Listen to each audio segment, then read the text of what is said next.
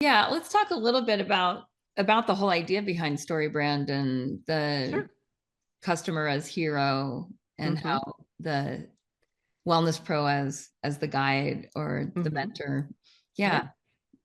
Yeah, we use StoryBrand with pretty much every client. So if you're going to work with us, that's where we begin, and we develop a messaging guide, and it's just as important as your brand guide. So you've got your colors and your fonts, and but with this, you're going to figure out your tone of voice. You're going to figure out your brand messaging. You're going to figure out what it is that differentiates you in the marketplace, and that's really important, particularly in wellness, where there's a lot of misinformation. There's a lot of conflicting information, and it's difficult to stand out and stand out for good. And so coming up with your story brand framework, and like I said, those 7 parts that you mentioned, customer as hero, you as the guide, establishing the problems, talking about empathy and authority. Hello, everyone. It's Kate Stillman with Wellness Pro Academy podcast, our Well Pro show. And I'm here today with Jennifer Orechwa. Orechwa. Wait, I know it. Close. We can start at the top, right? That's what editing's for. Yeah. Hello, everyone. It's Kate Stillman with Wellness Pro Academy and the Well Pro Show. And I'm here with Jennifer Orechwa of saltmarketing.co. And Jennifer helps people with strategy and storytelling, and the whole SALT team helps people focus on their goals and really get to the work of marketing and how to have a wait list. And there's so many things we're on the same page with as far as having membership, right? Of like understanding what our offer is, understanding how to really bring our members to results as opposed to being transactional with, selling like pieces of courses or just looking at little, time for money type solutions as opposed to like really creating a community or a membership that's around what kind of relationships in the learning experience that people are actually looking for. So Mhm. let's just start a little bit with marketing in general and just what you're noticing. I mean, as we're moving into this very much, I find like AI integrated marketing world, where in like marketing, I feel like is probably in our company one of the first things that really brought us more into AI and using the learning language models and helping with, as a thinking partner and as a planning strategist and to some degree with content creation. What are you finding? Yeah, so soul marketing helps wellness practitioners basically grow their business. So get from 6 to 7 figures, and provides the resources to market and, like you said, grow that wait list. And I think when it comes to AI, you hit the nail on the head with one word that you said, which was partner. A lot of people talk about how they use AI, and we really need to be talking about how we're working with AI, because it's not a standalone. I mean, when we first started using it, obviously, a yearish ago, people were, taken aback by it. And I thought of it as an unpaid intern. Like this, you'd pass something off to an unpaid intern, and the quality of the work you'd get back was not exactly what you were looking for. But now we are teaching our clients, and we are ourselves using AI in a way that truly is a partnership. So it's a back and forth. It's a conversation. We do, as you mentioned at the top, I'm a story brand certified guide, a coach there. And so we use a lot of the story brand principles and integrate those in with the AI that we use. So we oftentimes feed it a lot of the 7 parts of the story brand framework. If you're familiar with story brand, that really enhances the results that you can get, particularly from ChatGPT. So that's how we're looking at AI right now. Yeah, let's talk a little bit about the whole idea behind story brand and the Sure. customer as hero and hmm how the wellness pro as the guide or the hmm mentor. Yeah. Yeah. Yeah, we use StoryBrand with pretty much every client. So if you're going to work with us, that's where we begin, and we develop a messaging guide, and it's just as important as your brand guide. So you've got your colors and your fonts, and but with this, you're going to figure out your tone of voice. You're going to figure out your brand messaging. You're going to figure out what it is that differentiates you in the marketplace, and that's really important, particularly in wellness, where there's a lot of misinformation. There's a lot of conflicting information, and it's difficult to stand out and stand out for good. And so coming up with your story brand framework, and like I said, those 7 parts that you mentioned, customer as hero, you as the guide, establishing the problems, talking about empathy and authority. There's 7 solid pieces to that we then use to interact with ChatGPT. We also use that to help write web copy and emails, and that can guide all sorts of things. And when we do the story brand messaging, we will come up with what we call a list of magic words, and oftentimes those are very inspirational. So that represents the transformation that people go through.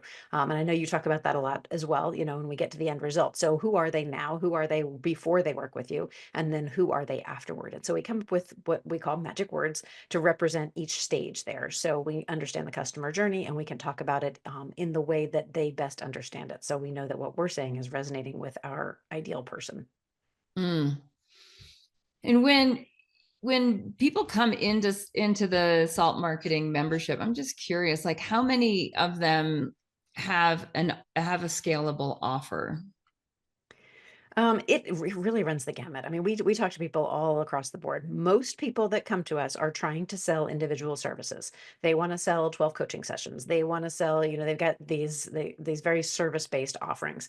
And so teaching them that you need to talk about the transformation. You're not selling information, you're selling transformation. And so going through that process and that mind shift, that's sometimes difficult. The people that are advanced, obviously, they can jump further ahead more quickly. And then we talk a lot about, how do we bring people, how do we collect leads? How do we turn those into clients? How do we turn those clients into raving fans? And so once you've got that offer nailed down, then we can progress through the more traditional marketing. Yeah. And then how many of them, once they have a better offer, how do you work? Do you work with them on the sales side or not as much? So we do have some, we partner with some folks who are very good at sales. We are currently working on putting together an additional course on sales and follow-up, because that is where a lot of wellness pros drop the ball. They know how to talk to people. They can talk about what they do. They're very enthusiastic, but then when it comes to actually closing the sale, they start to feel icky about it. And you've got to make that mental transition to you're serving someone. You're not selling them. You're actually providing something that they really need. You're getting them to the goals that they're looking for. And so when you think about it that way, the sales come more easily. But there is a lot of trepidation around I'm selling, I feel icky, it's, I sound like everybody else out there. I hear a lot of that. So. Yeah, we find it in Wellness Pro Academy. We invest a ton of time with our members in mock sales sessions. It's not even just a question of the training. It's really a question of the practice. And so it's like we don't Yep. really want to practice with our prospects, right? Right. Because that's Yep. what often would That role play happen. is important. Yeah. Yes, it's like, oh wait, I have this great prospect lead person I've worked with in the past. Now I have a better offer, but why didn't it work? And I love what you're saying about, transformation, right? Like it's not about you selling something. It's about this person doesn't actually get to transform unless a sale happens. Right. And you're really doing them a disservice if you're not telling them what you have. If you can help solve that problem or help them get to that goal or get to that result, you're letting them down if you don't tell them about it. So let's really get into the problem, because one of the things that I found from working for, I think at this point it's 15 years with Wellness Pros in their offer, their marketing, their sales, the results, like the actual like skill set of client journey, is there's an apprehension to get into the pain points, like to actually meet the prospect or the lead, like exactly with like that whole idea of like what keeps them up at night or the stuff. And the reason I know it's trite to talk about what keeps people up at night or what wakes them up or what they think about in the middle of the night when they wake up, but it's where that sort of subconscious, right, is entering the conscious, or maybe the unconscious is entering the conscious, where it's not the stuff that maybe we talk about during the day, right? Because during the day, there's the whirlwind, there's the busyness, there's all of the million things that our eyes are seeing and taking in and processing. But these more reptilian parts of the mind that really actually surface the bigger life goals and surface the bigger issues, they're often just, I don't know, like this morning, for example, I'm up in Montana at my lake house, and I went outside around 5:30 a.m. and there's the owls and there's the all these birds, like maybe like 5 or 6 different bird species, just like calling out and talking. And by the time the sun has risen, like they're not talking anymore. Right. There's like a whole other scene happening. And so Mhm. that real like that depth of the wild that comes in the dark or in these transitional times of like darkness to light and lightness to dark, or the stuff that comes up in the pre-dawn hours, that's much more aligned to where an individual, where a human being really wants to steer their life. That's where the wellness pro, to me, like that's where the wellness pro needs to engage at, is like at that Mhm. depth, like at that darkness point, not Mhm. in the, oh no, everything's fine, yeah, busy, you know. Yeah. Yeah, well, and you at the top of that, you were talking about pain points and being able to express those pain points. In the story brand framework, we call those the stakes. You know, what's at stake if you don't take action? Where are you going to end up? You'll be stuck right where you are. And so we talk about the stakes. But you know, a fantastic way to look at it is exactly what you did just there. You told a story, and the impact of storytelling can be fantastic when it comes to making pain points relatable. You know, it goes back to that framework using case stories. So people talk about case studies.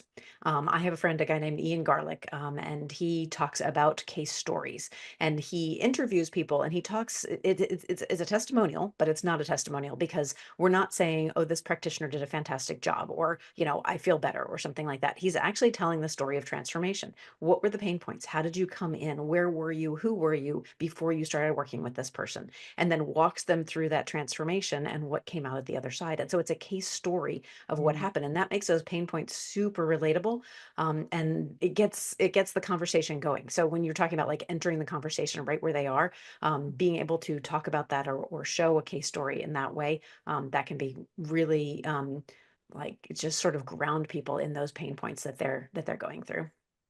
Yeah, we use Alex Hormozzi's acknowledge, associate, ask, Hmm. like Yep. that triple A of, Yep. acknowledge what someone's just said, Hmm. associate it, and that's that case story, Yeah. and then ask. So let's talk a bit about pain points in marketing, and in, just in terms of like, and it's going to like pick up on what you said earlier. We talk about like the vibe, or like what the you used a different word than vibe, but it's basically like, what is the tone of the message? What is the Hmm. tone of the brand? Hmm. And how that translates into then those ways that we talk about those pain points in marketing messages. So if we can go like a little bit concrete between newsletters and social media, whichever channels or platforms that we're using, can you just kind of bring up like how you're coaching people through bringing people into those things that are Yeah. keeping them up at night? Yeah, so we, when it comes to content marketing, you know, we very much focus on organic. Not big fans of paid, because you're just throwing money down a hole. When you build a infrastructure that is based on content and truly answering the questions that people have, you're building yourself a marketing machine. You're building that infrastructure that's going to last for years, where you don't have to throw money at paid constantly. Paid's great once you've got that established. So we teach, They Ask You Answer, which is Marcus Sheridan's book, and basically you are thinking about the questions that people ask you all the time. And there's 5 parts of They Ask You Answer, and it's very specific about the things that are keeping people up at night. I'm going to solve this problem, but how much is it going to cost me? So those are the sorts of things that people are Googling. And so you build content around that, whether those are articles or videos or podcasts or whatever content strikes your fancy. You're structuring that around answering those questions. So it's about, making sure that whatever you put out there is actually helping the people that you want to work with. So understanding your ideal client, because that's what's going to attract the right person to you. I mean, we've all worked with the wrong client, right? So when you want to attract the right person and you use the right words to describe what it is that they're going through and how you can answer their questions, that naturally they gravitate toward you, because what you're saying resonates. That's that brand voice that we're talking about. Will you go into the 5 questions? Sure. Let's see if I can rattle them off. There's pricing and costs, and people get very, yeah, I'm not going to put my prices out there, and that's okay. Like if you don't want your competitors to see your pricing, or you're afraid that's going to scare people off, we can talk in general numbers. So we can talk about it costs from X to Y. Like, this is the general thing that you can expect. That really helps people understand what it is that it takes to solve their problem. And being very transparent about that gives people a comfort level that builds trust. Another one is reviews. So honest reviews, and whether that might be of different services that are out there, a book you've read, a conference that you attended. So giving people more information about something that they might not have learned about otherwise. We all read reviews. I mean, that's kind of how we buy everything these days. So are So these being able, reviews on your brand, or these are it reviews can be, on you reviewing well, so other there's, products? yeah, so another of the five is comparisons. And so that's where you can sort of compare what you do to what someone else does. Not that one is better, not that one is worse, but the idea there is when you start talking about comparisons, and this versus that, you're also pulling in those keywords for something else they might be Googling. So like if somebody's searching or even looking on AI or a voice assisted search, if they're searching for something, and you're actually talking about it, even if it's not yours, that'll bring that lead, that person over to you. So that's a really interesting strategy that is part of that they ask you answer framework. So trying to think what the others are. It's a book by a guy named Marcus Sheridan. His agency is called Impact, and so you can use those five pieces, and he explains them very much in depth as far as which ones work for which situations and which people.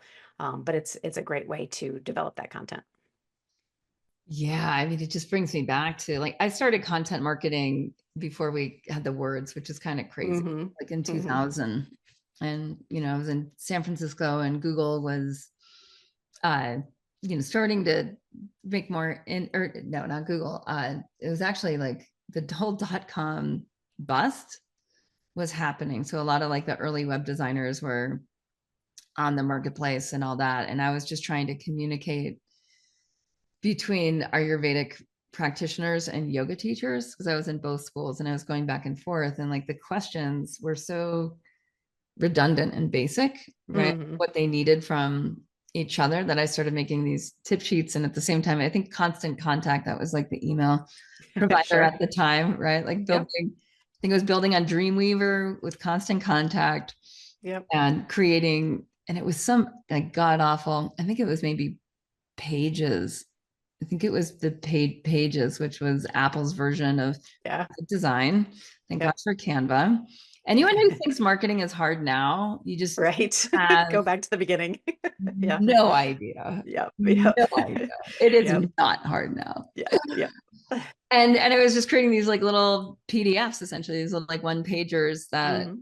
I could use to, if someone asked a question, I could just use that. And then when video started becoming more accessible, it was, just really clear of like, oh, this is the most common question. And I just got tired of answering it. Right. And that Yep. was really like, and that actually was the impulse for me to write books. Because I was like, okay, I just don't want to have to teach that piece well again. Right. Mm-hmm. So it's like if I Yep. could just create more of an asset, right? And this is the whole idea about asset building in reflection of those Mm-hmm. questions that are Yep. asked. So I just want to pause and give everyone listening like an action item of just write down the top, just off the top of your head, do not overthink it. Just write down like the top 10 questions you are asked. Just by Mm-hmm. anyone you've worked with, whether you want to work with them or not, like just like what are people just asking? And then where in there, like what are the pain points behind what people are asking? Because I know this will help the wellness pros that are listening to this on Wellness Pro Academy. Like this will help you guys so much. Just really get clear on, okay, this is part of Yep. my killer content. Well, and one sort of side aspect of that, and one of the other they ask you answer is problems. What problems are there with your solution? So like, if I do this, what might happen? And so you're basically answering objections, but being able to think through those problems, reasons people didn't take action in the past. So not just the questions that they ask, but if somebody didn't work with you, why? And answering those objections in that moment can really help too. Mm, I love that. I just heard back. We have like a VIP strategy. It's like a life strategy and wellness club called Club Hero, and it's part of like the inner circle at Club Thrive. And I was talking to a person who'd been a member with me back in 2016. And this conversation happened a couple months ago. It was that in January. And I was like, what's up? Like, what's going on? And she's like, well, as I look back, like that was the healthiest year I ever had. You know what I mean? And it gives you, and then I was like, why? Like, and that's Mm-hmm. what I find is when someone gives me a compliment or someone is reflecting that something's working, I don't assume that I know why, because I know then that can become a piece of content, Mm-hmm. right? It's like, well, this is what we did together that created that result. And it's like, okay, great. Now, does that come back to this problem that I'm trying to solve for someone that, like you saying, like this objection of it's keeping them up at night, but they're not investing the same way as people who are actually getting results. I Mm-hmm. have two things I want to talk about. Like one, in terms of just the prices and the price points, because I know, like I just got an email yesterday from a business mastermind. It costs $2,000 a month. It's a 12-month commitment, right? So $24,000 a year. High side, geared to CEOs that are in the, more or less in like the mid six figures to mid seven figures range. Mm-hmm. A lot of wellness pros come in and they've only been charging by the hour, or they've only been, trying, they have maybe a 6-week series and it's $500, or they have a yoga teacher training and it's $3,000. What are you finding in terms of the pricing gamut once people move to the membership model? Well, you can definitely increase your prices as you do that because you're offering a result. You're not necessarily offering like a package of services or something along those lines. So, when you're trying to connect deeply to the right people, like you're not trying to sell to the masses, you're trying to connect deeply with the right person. And so that allows you to, really dig in, help them understand how their life will change. And so making that offer crystal clear, that's the thing, making that outcome crystal clear. What problem do you solve? How's their life going to get better? And being able to articulate that clearly is a big part of being able, like you were talking at the top of the call about being able to sell. Understanding, like you were saying just a second ago, with those results that someone got, that was the healthiest year I ever had. You may think you understand that, but don't assume. Talk with people, and that way you can spell that out in your offer, and you're able to charge more for it. And so what do you want to go through pricing? Because I often have a hard time getting like people to think more in terms of higher numbers and really looking at, well, if my numbers are higher, who actually is my target client? And it is important to identify who that ICP is. And it's sometimes difficult if you've been working at a certain level, it's sometimes difficult to think outside that box and bring yourself up to who is that next client? Who is that person who's really committed to getting the results? Why someone who's going to understand why it's worth investing in themselves at that level, because you're also combating their own um not imposter syndrome necessarily, but their own disbelief in their ability to get where they're going, which goes back to Hermosi. Alex Hermosi talks a lot about, can you get people to a result, and can you get them to that result faster? Can you guarantee those results? Can you help them believe that they're going to get to the results? So all of those pieces together, that's what allow you to increase your pricing and get to that results focused offer. Yeah. And I think there's another piece there that's really missing. This is what I'm noticing so much in the industry with my members, all that is wellness pros have invested significantly in their own wellness in a way that differentiates them from the rest of the population. We're seeing a slight shift in that in biohackers, because like the other group that's investing significantly are biohackers, or people who are investing in regenerative medicine, which are more men than women on the biohacker Hmm. side, right? Hmm. So the ones that actually become professionals are more females than males. And so if we look at that, any wellness pro has already experienced their own results based on their prior investment.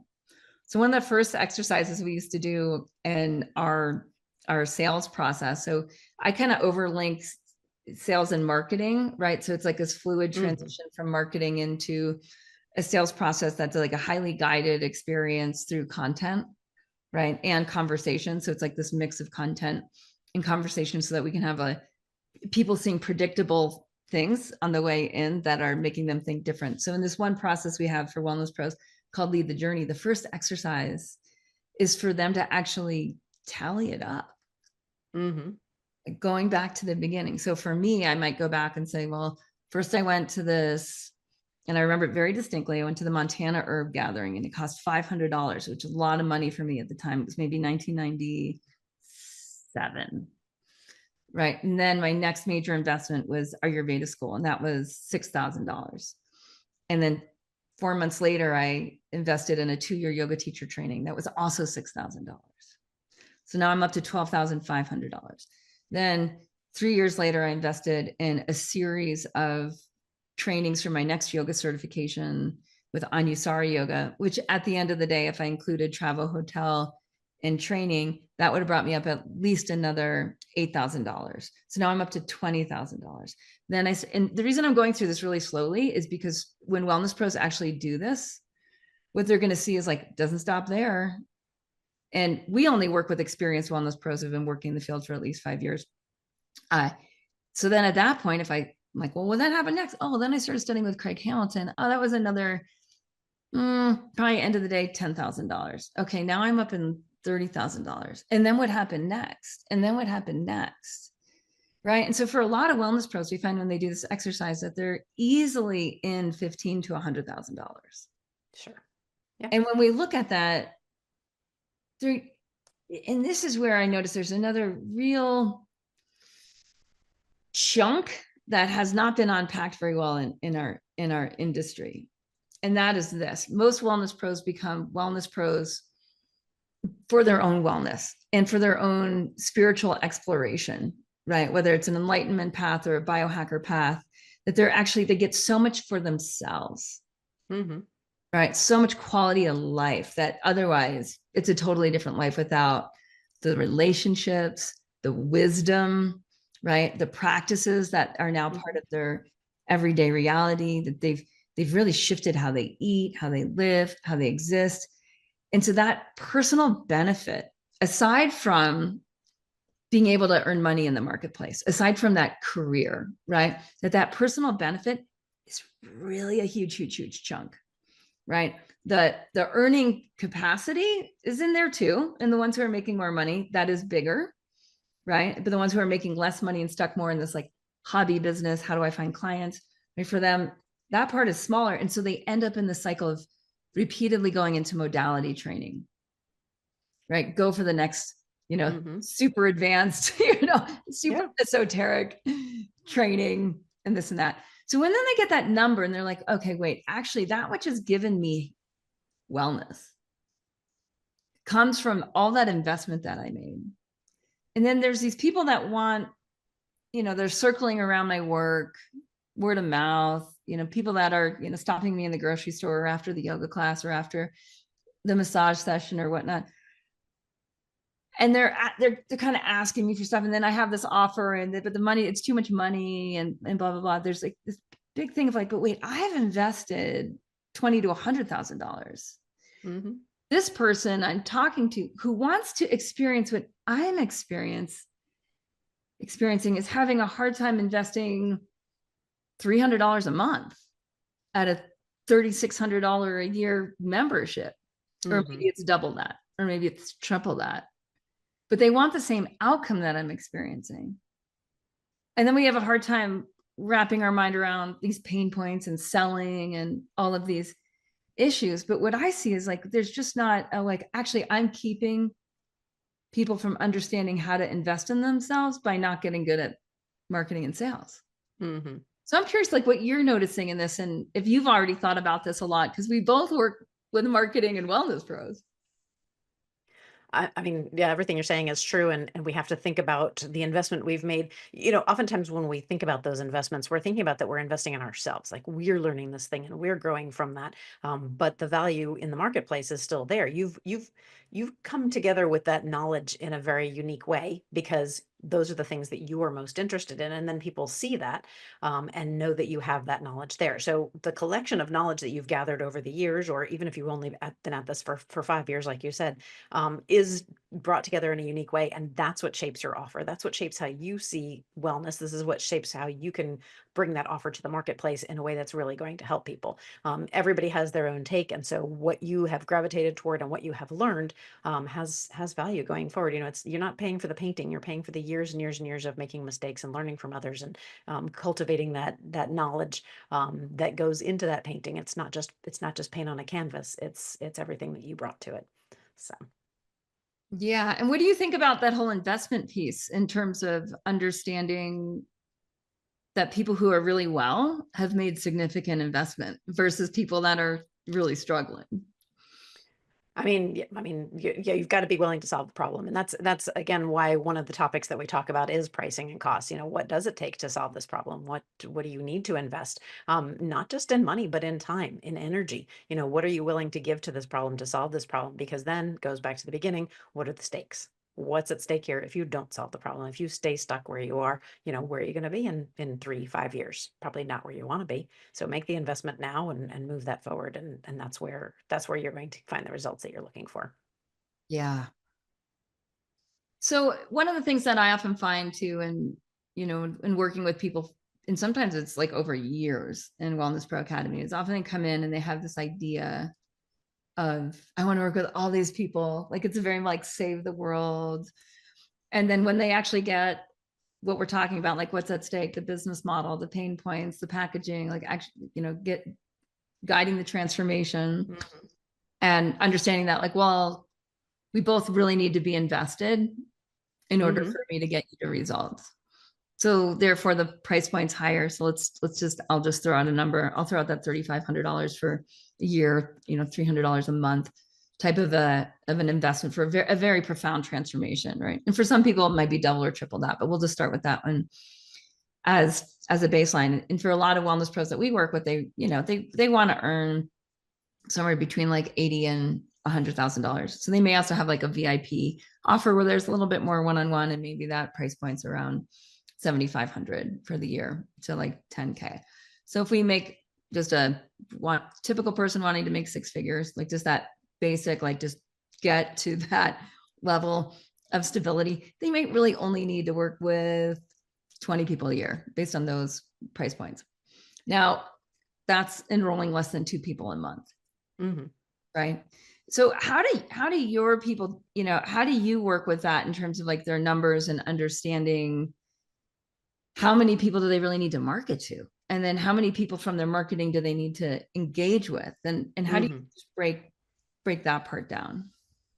Yeah, if you're only looking for, let's say, 15 to 50 committed members a year, your marketing funnel doesn't need to be complicated or massive. It needs to be really focused.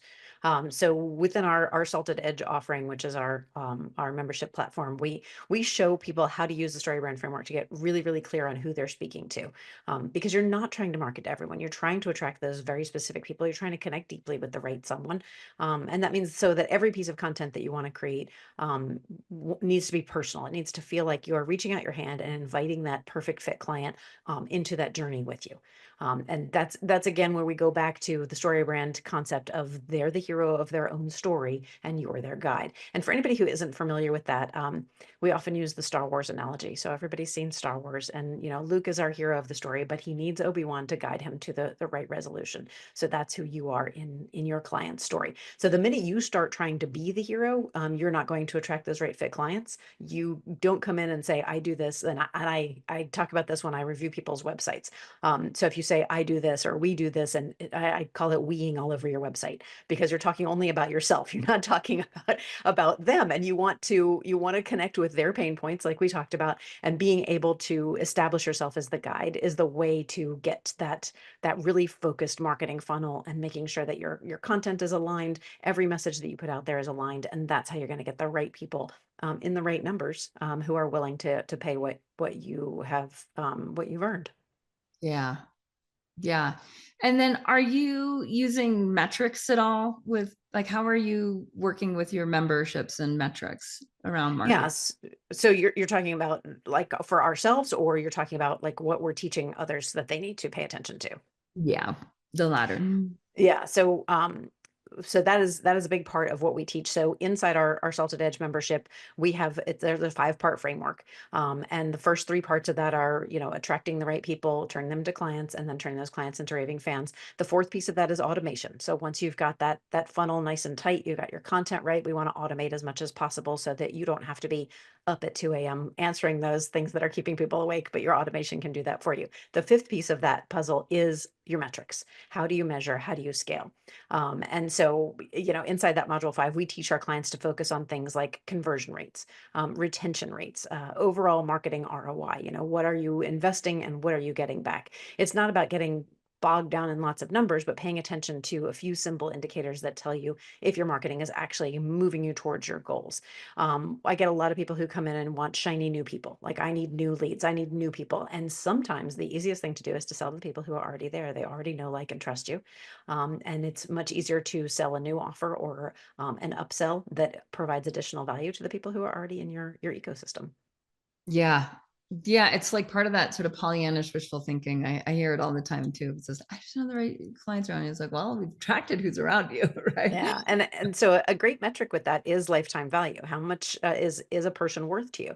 So you spend time and energy and money attracting that person. How long are they going to stay with you? How much are they going to invest? So tracking lifetime value is a great metric to lean into. Yeah. And I find, I'm curious how you guys do this, because I find even for myself, like I need to spend a lot of time in my CRM to understand the past value that, just that my operation has provided. So for example, we're thinking like, oh, I need new clients, or I don't have, the right people. They're not willing to pay. But when I actually pause and I look back in my own client relationship system, my CRM, or my customer relationship system, which for a lot of people is like a spreadsheet, right? Or I mean, honestly, a lot of wellness pros we work with, it's in their email, right? Yep. It's like in their email where they can actually, and maybe just those that it's in your QuickBooks or in your Yeah, stop that. like, Just stop. Just don't do that. You need better reporting. That's all I have to say about that. yeah, they need better reporting, Yeah. right? But where are they starting? So Yeah. that they Yeah. can actually just start to look back Yes. at Yes. like where am. Well, and the key there is, you're talking about, looking at the past and letting that shape where you go in the future, which is fine, but being able to look forward and say, this is what I want to do next and here's why. That's the important part. Like, you can look out the rearview window all you want, but if you start looking out the windshield, that's where you start to see some real movement in your marketing. Yeah, but I think my point to this is I've been very surprised because my tendency has always just been I'm a futurist. So I'm very forward fast, Sure. right? And I'm always creating the next thing. I'm a typical Mm-hmm. shiny object entrepreneur where it's like Mm-hmm. the next thing, the next thing, the next thing. But when I actually pause and look back, I'm like, oh, that person spent $30,000 with me. Mm-hmm. What are they doing now? Or that person spent $15,000 with me over a period of 5 years. Like, what are they doing with me now? And if I don't do that, I don't actually understand the ground that I'm standing on. Mm-hmm. Right. It's like the seat that the past is accumulated into the now. And because we have such a future forward culture, right, we often don't know how to re-engage the Mm-hmm. people from the past or the bigger investors in our company from the past, or even some people that were just like, oh my gosh, I actually have a few hundred people in a database that I've worked with over, especially for those of you who've been working for 5, 10, 15, 20 years. There's probably a lot in there, right? Of Mm-hmm. like everyone's sort of in a different place now than the last time you connected with them. So wow, I wonder, like, where are they? What am I able to provide for people that already have no like trust with, who I've already transacted? Mm-hmm.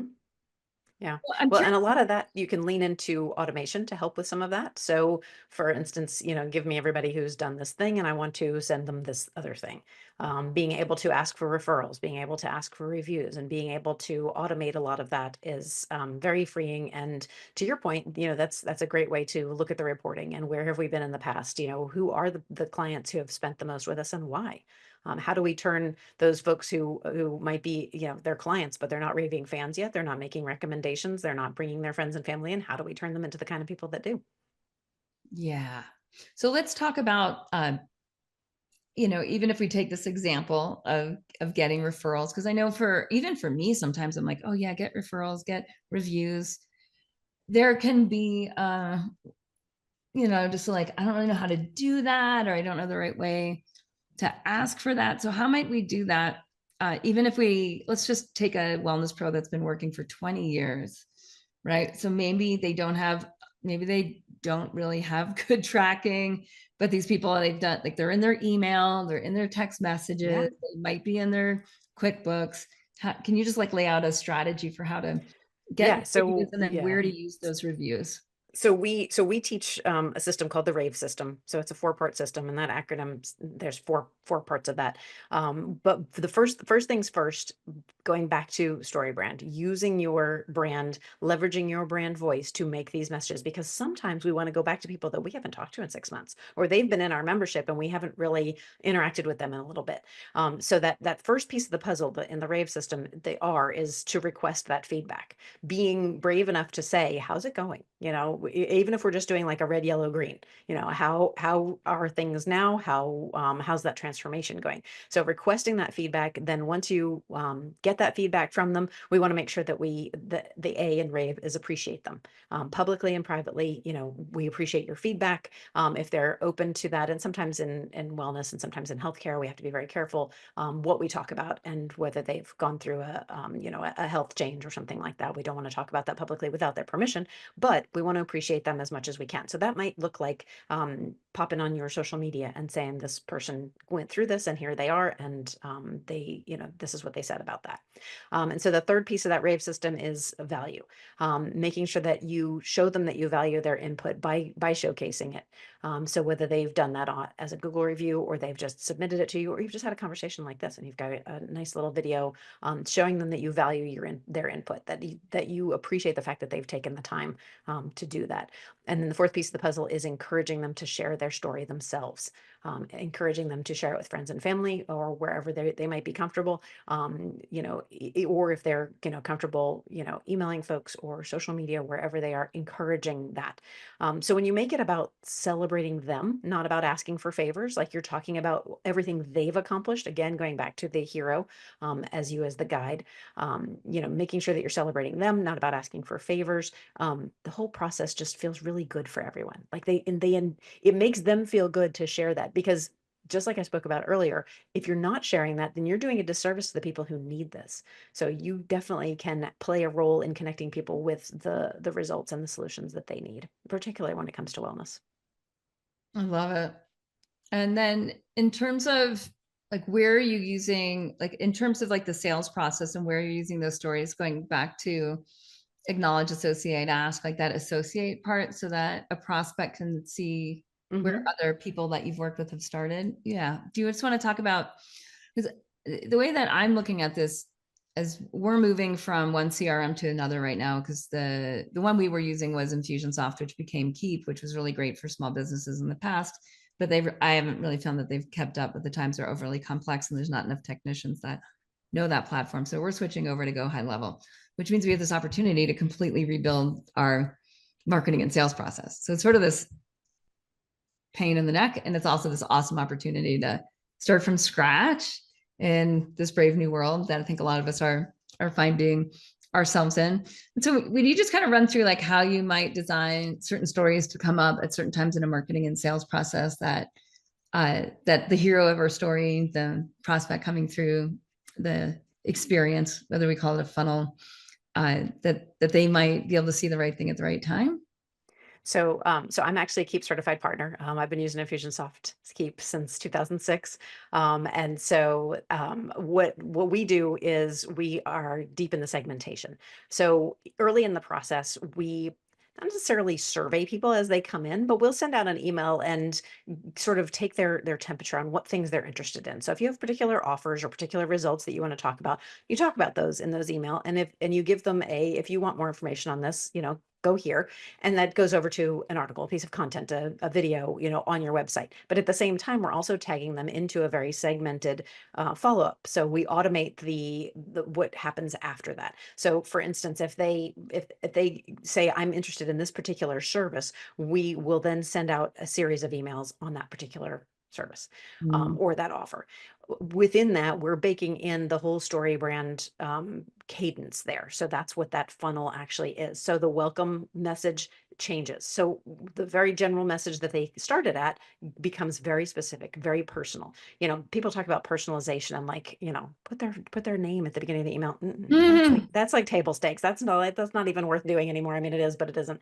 Nobody cares if you know their name. But if you know what they're interested in, if you know what their pain points are because you asked them in a very general way, you're not drilling into their brain or trying to get too much information where they're going to just like pull back from that. You're saying, if you're interested in this, click this, it'll take you over to an article. We're tagging them and then we're bringing them into a sequence that's going to deliver more information on that topic.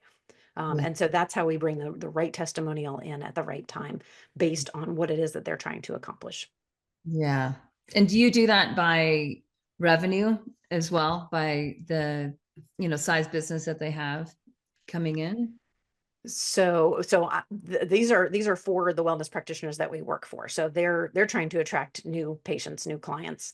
And so, that it's really not based on revenue per se. It's based on the needs of the prospect coming in. Okay. Okay, got it. And so I guess what I'm wondering is like, I see a lot of needs as revenue, as like different needs happen at different levels of revenue in a business. Hmm. Does it work like that at all or not so much, or it's more just on, I you mean, want to give it, yeah.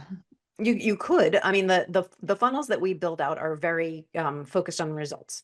And so what is it that someone's trying to achieve, not necessarily how much money are you willing to spend. So, just No, kind of I'm a sorry. I meant how much money they want. Say they're trying to go from this level of business to that level of business, and the pain points arising in that connected to the revenue differential for business owners. I'm just talking about for wellness business owners at this point. right. Well, I mean, what we're building out is based on the practitioner's marketing. Okay, We're not gotcha. helping. Yeah, Yeah, if yeah. that No, makes this would sense. be more based on you than on them. So Yes. yeah. Yeah. So in terms of the wellness practitioners that you're working with, what is a typical tech stack that you're recommending now? Because one of the things that I have found is that like I completely rebuilt my tech stack in the last 12 months, in Hmm. part because of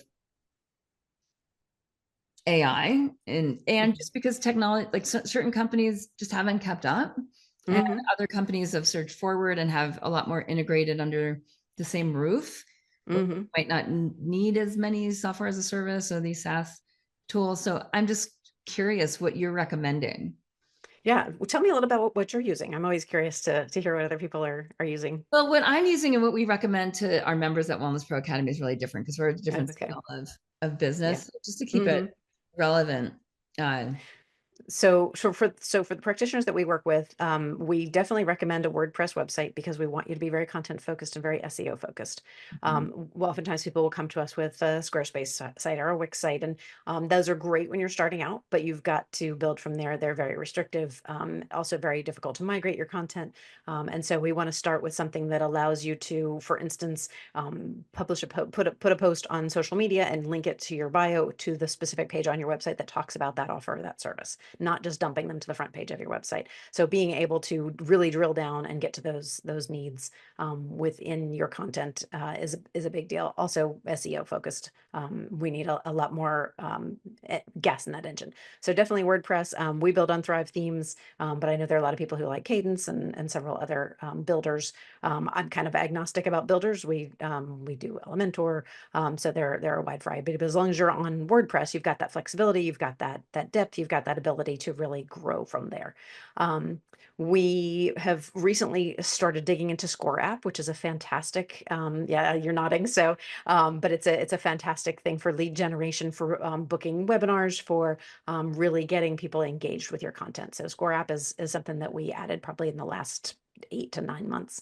Trying to think what other things. Of course, we like Keep. We also like Thrive, which is it's THRYV.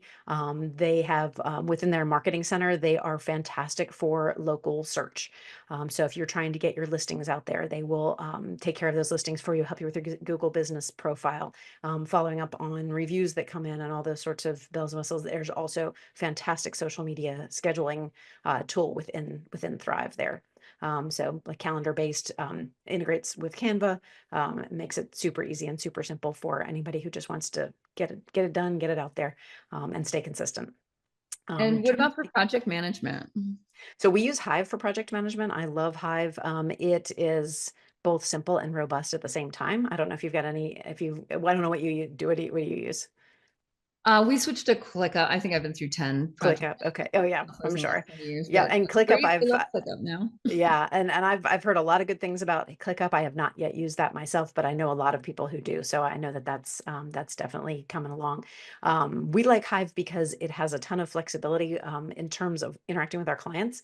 So you can switch in out in project view. So you've got the Kanban view, you've got a Gantt chart, you've got a timeline and a like a to-do list. You can and a calendar. You can switch between those views seamlessly. So different people like to work in different ways, and so that really helps us stay in front of our clients in whatever way that they best work. So that's our tool. Great. And then what about learning management systems?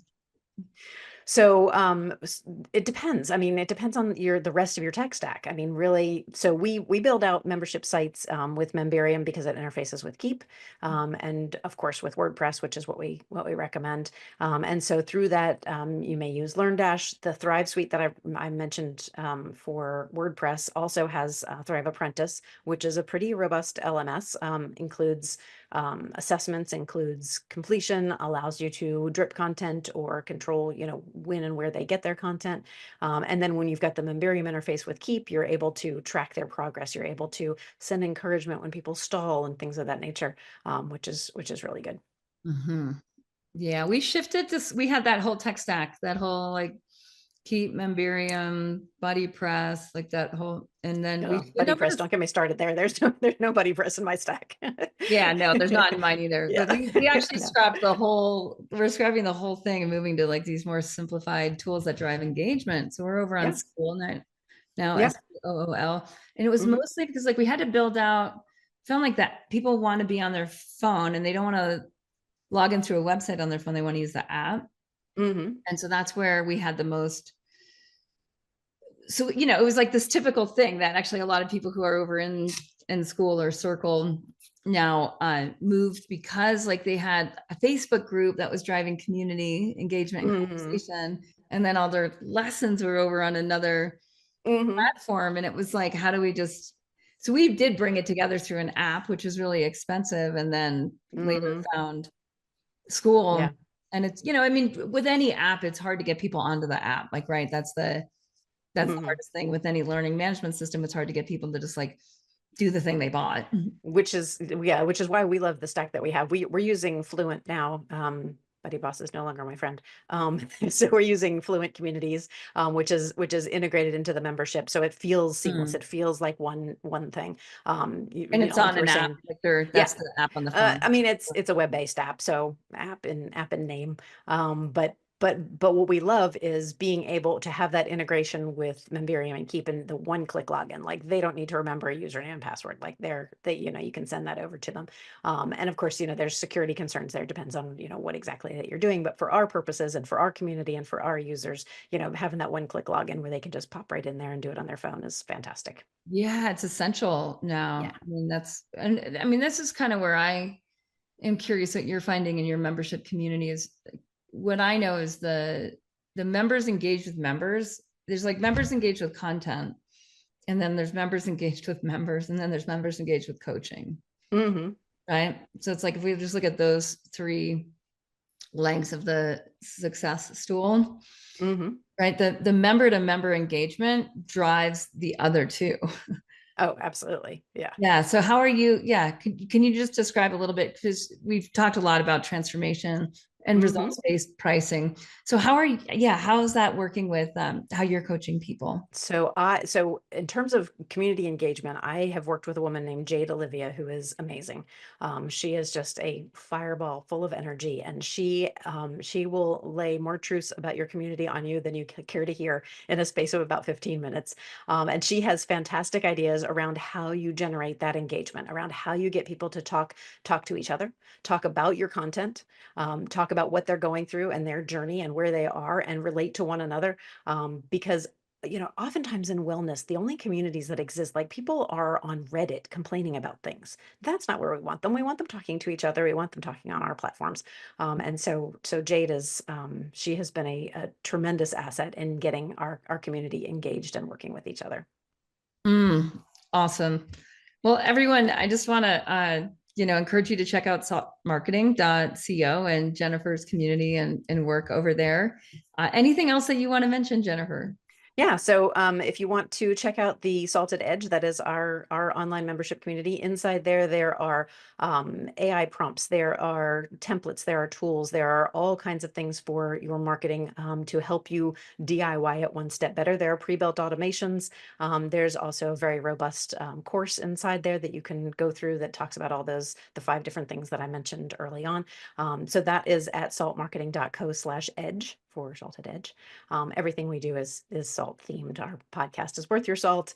And so the Salted Edge is what our membership is. You can also find me on LinkedIn. I would love to connect with your listeners. And so it is easy to find me. My name is Jennifer. My last name is Orechwa, Orechwa. And there's not a whole lot of those out there. So if you type that in, you're easily going to find me. So, but I'd love to connect with you and hear how you're marketing your wellness business.